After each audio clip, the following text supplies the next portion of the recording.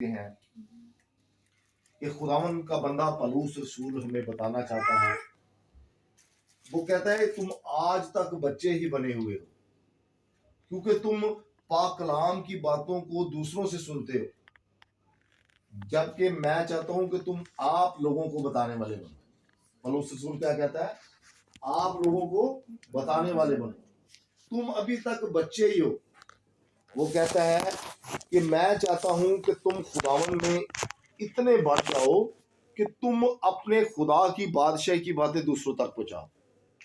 पहली तलावत में वो हमें यूं कहता है कि जो शीर खा बच्चा होता है, जिस तरह ये छोटी बेबी है, इसको दूध पिलाना पड़ता है। ये जब तुम किसी दूसरे को बुलाते हो और उनसे खुदा की बातें सुनते हो तो फिर तुम अभी शीर खा बच्चे हो। तो इसमें हमें वो बताना चाहता है कि आप लोग खुदामंद में बढ़ो, आपका खुदामंद के साथ रिलेशन होना चाहिए। अब मैं आपको एक ताल्लुक की बात बताता हूँ, खुदा का रिलेशन और इंसान का रिलेशन।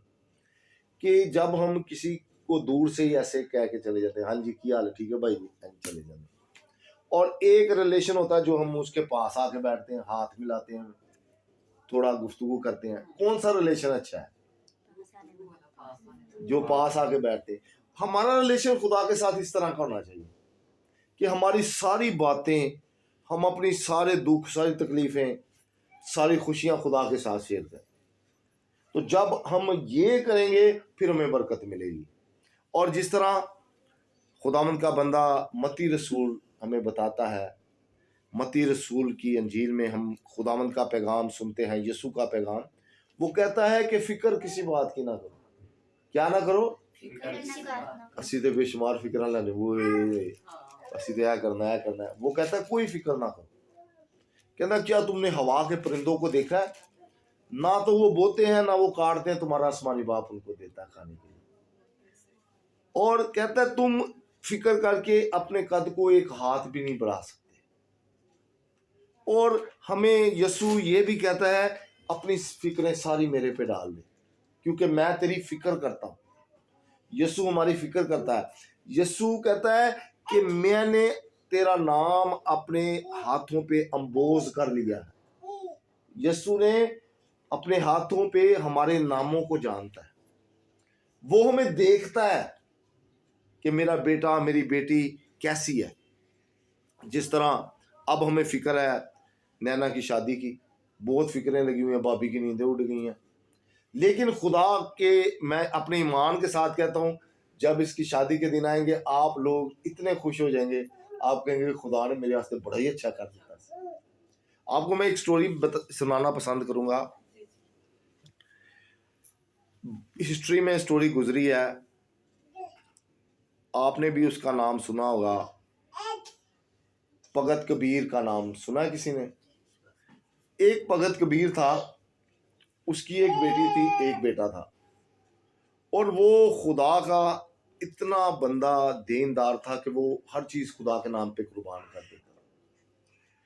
इसी तरह उसकी मिसेज ने अपनी बेटी की शादी का प्रोग्राम बना लिया। उसने कहा जी मैंने शादी का ये दिन रख लिया है, तो पैसे तो हमारे पास कोई नहीं है।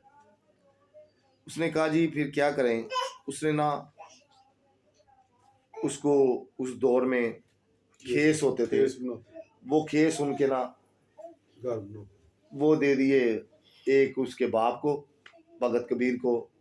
उसका नाम भगत कबीर था और उसके बेटे का नाम कमाला था और उसकी बेटी का नाम कमाली था। एक उसने कमाले को दे दिया।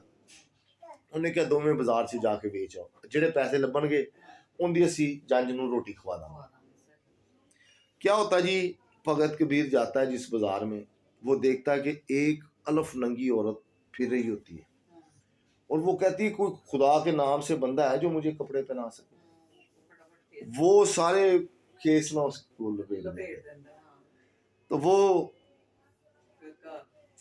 उसके बाद जिस बाजार में कमाला गया होता है, वो उधर एक नंगा आदमी फिर रहा होता है, कहता कोई घर आपदा बंदा जो मैं कपड़े पवा सके, वो उन्होंने लपेट देता। वो घर जाते हैं, जंज आई होती है और वो क्या करते हैं, आपने देखे होंगे गांव में पड़ोले बने होते हैं, वो पड़ोलों में जाके छुप जाते हैं, कहते आप ही पिंड वाले साम सूम लैणगे चले जाएंगे। जान जो खुआ सकनगे खुआ लेंगे। उसकी बीवी बड़ी परेशान होती है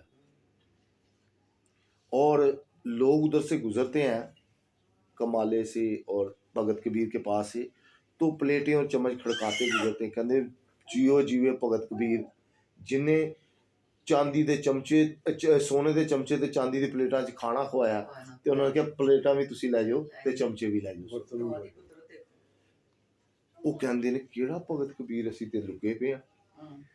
ਉਹ ਜਾ ਕੇ ਵੇਖਦੇ ਨੇ ਤੇ ਖੁਦਾ ਦੇ ਫਰਿਸ਼ਤੇ ਕੰਮ ਕਰਦੇ ਨੇ, ਖੁਦਾ ਆਪ ਆਇਆ ਹੁੰਦਾ ਸ਼ਾਦੀ ਦੇ ਵਿੱਚ। ਉਹ ਕਿਉਂਕਿ ਅੱਖਾਂ ਵਾਲਾ ਹੁੰਦਾ, ਜਿਹੜੇ ਅੱਖਾਂ ਵਾਲੇ ਹੁੰਦੇ ਉਹਨਾਂ ਨੂੰ ਸਾਰਾ ਕੁਝ ਨਜ਼ਰ ਆਉਂਦਾ। ਉਹ ਜਾ ਕੇ ਉਹਨੂੰ ਫੜ ਲੈਂਦਾ, ਉਹ ਕਹਿੰਦਾ ਭਗਤ ਕਬੀਰ ਤੇ ਮੈਂ, ਤੂੰ ਕਿਹੜਾ ਭਗਤ ਕਬੀਰ ਹੈਗਾ। ਉਹ ਕਹਿੰਦਾ ਮੈਨੂੰ ਛੱਡ ਦੇ, ਮੈਨੂੰ ਜ਼ਾਹਿਰ ਨਾ ਕਰ। ਉਹਨੇ ਕਿਹਾ ਜਿਸ ਤਰ੍ਹਾਂ ਮੇਰੇ ਨਾਲ ਵਾਅਦਾ ਕਰ ਕਿ ਜਿਸ ਤਰ੍ਹਾਂ ਤੂੰ ਮੇਰੀ ਬੇਟੀ ਦੀ ਸ਼ਾਦੀ 'ਚ ਆਇਆ ਨਾ, ਇਸ ਤਰ੍ਹਾਂ ਹਰ ਬੇਟੀ ਦੀ ਸ਼ਾਦੀ 'ਚ ਆਇਆ ਤੇ ਇਸ ਤਰ੍ਹਾਂ ਹੀ ਕੰਮ ਕਰੇਗਾ। ਉਹਨੇ ਕਿਹਾ मैं ज़ाहिरन नहीं आवांगा, ज़ाहिरन नहीं आवांगा, लेकिन मैं हर बेटी की शादी 'ਚ शामिल होऊंगा। इसलिए हमें फिक्र करने की कोई ज़रूरत नहीं, हमारी नैना की बेटी की शादी में खुदा ने आप आ जाना। ये तसल्ली के लिए है, आप दुआ में इसको रखें। आपको मैं शादी के बाद मिलूंगा, आप मुझे खुद बताएंगे कि यार शादी भाई जी बहुत आला होगी, क्योंकि खुदा ने खुद इस शादी में आ जाना है।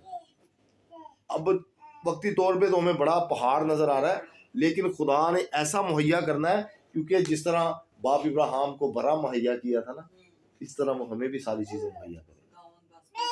तो आप इस शादी को अपनी दुआओं में रखें और किसी चीज की फिक्र ना करें, क्योंकि खुदावंद कहता है ना खाने पीने की फिक्र करो, ना पहनने की फिक्र करो, और ना अपने बदनों की फिक्र करो कि हम क्या करेंगे या क्या पहनेंगे या क्या, सारा कुछ खुदा ही अरेंज कर देगा। खुदावंद हमें ऐसा ईमान अता फरमाए, आमीन। रसूलों का कीदा पढ़ेंगे, रसूलों का